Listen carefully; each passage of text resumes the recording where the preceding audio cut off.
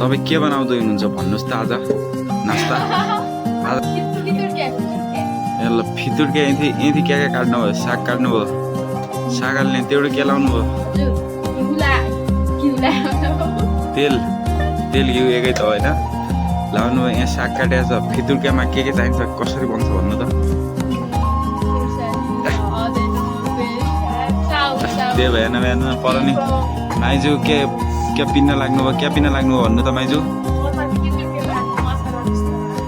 मसला पिस्दै हुनुहुन्छ यहाँ बसेर अवलोकन गर्दै हुनुहुन्छ अब यहाँ के हाल्नु पऱ्यो कसरी बनाउनु पऱ्यो step by step sub process देखाउँछु है म तपाईँलाई के हाल्नु पऱ्यो भन्नुभयो साग भुड्न लाग्नु भयो फर्स्टमा साग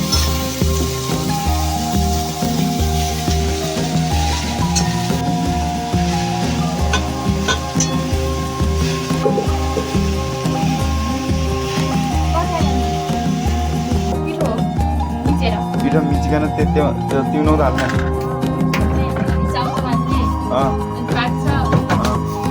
साग पाक्यो अब के हाल्नु पऱ्यो भन्नु चाउचाउ रेडी छन् परबाटै साग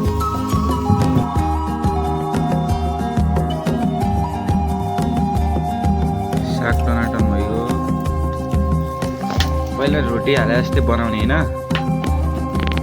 रोटो बनाउने रोटी हाल्ने यस्तै टुक्रा टुक्रा पार्दै हाल्ने रोटाको टुक्रा टुक्रा पार्दै हालिसक्नु भयो त्यहाँ अब पाक्दैछ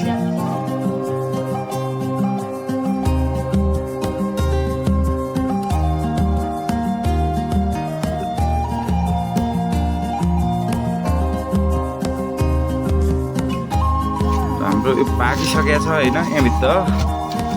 साग पाकिसकेको छ अब यहाँ चाउचाउ रेडी गर्दै हुनुहुन्छ 2 पोका चाउचाउ प्रीति चाउचाउ हो फेरि अरू चाउचाउ होइन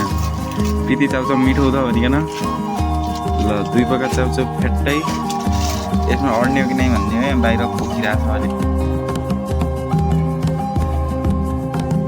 सब मिठो मिठो ग्रेभी अब पटुका सटुका रेडी गरिसक्नु भएको उहाँले ट्याक्क लगाएर सार्नुपर्छ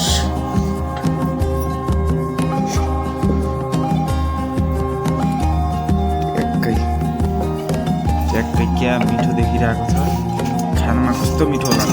फितुर्के रेडी भइसक्यो ठाउँमा अब एकदम मिठो भएको छ हाम्रो फितुर्के एकदम जस्तै यसलाई के भन्थ्यो भने चाहिँ